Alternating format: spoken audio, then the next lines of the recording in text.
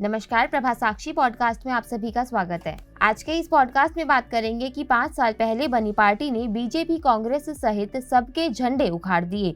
दिल्ली से 2000 किलोमीटर दूर मिजोरम में जमाई हुकूमत, केजरीवाल से मिलती है कहानी। तो आइए सुनते हैं आज के इस पॉडकास्ट को। लेकिन उससे पहले अगर आपने हमारे चैनल को सब्सक्राइब नहीं किया है तो जरूर कर लें, ताकि आप रोज ऐसे ही इंटरेस्टिंग और जानकारीपूर्ण पॉडकास्ट सुन सकें। 2012 में दिल्ली से कांग्रेस की पकड़ लगातार कमजोर होती रही। दिल्ली में चुनाव हुए और एक नई पार्टी अरविंद केजरीवाल की आम आदमी पार्टी ने दिल्ली की सत्ता से कांग्रेस को उखाड़ फेंका। दिल्ली की आप 2011 के अन्ना हजारे वाले लोकपाल आंदोलन से निकली थी। अन्ना तो अपने उसूलों पर रहे, लेकिन उनके चेलों से अपने लिए राजनीतिक सफर पक्का कर लिया।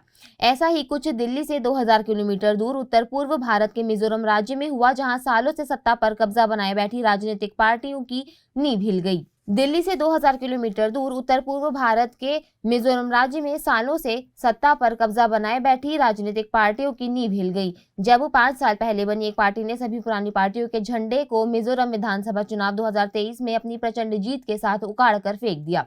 मात्र 5 साल पहले बनी पार्टी को बनाने के लिए राज्य के ग्रामीण और कुछ 6 छोटे छोटे राजनीतिक दलों ने मिलकर एक ग्रुप बनाया। इस ग्रुप का नाम जोरम पीपुल्स मूवमेंट ZPM था।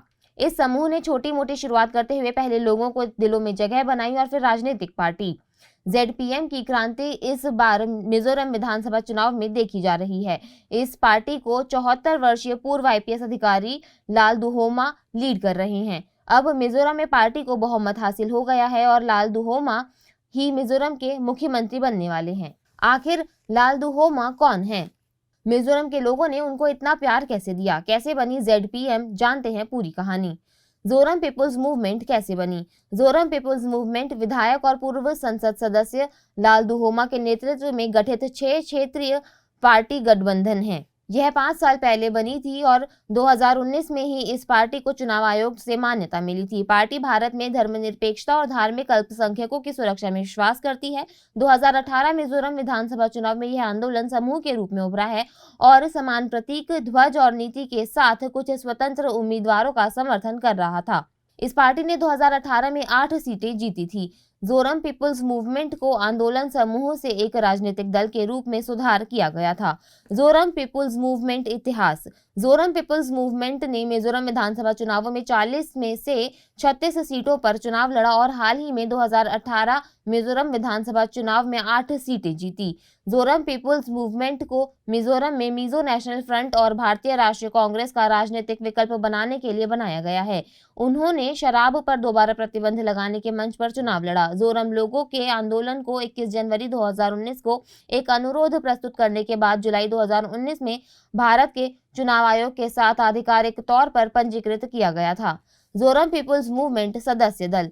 जोरम पीपुल्स मूवमेंट एक गठबंधन आंदोलन है। इसके सदस्य Mizoram people's conference, Zoram nationalist party, Zoram exodus movement, Zoram विकेंद्रीकरण मोर्चा, जोरम रिफॉर्मेशन फ्रंट और मिजोरम पीपुल्स पार्टी है। बाद में ये सभी पार्टियां एक इकाई में विलीन हो गईं। जोरम पीपुल्स मूवमेंट के संरक्षक लाल दुहोमा।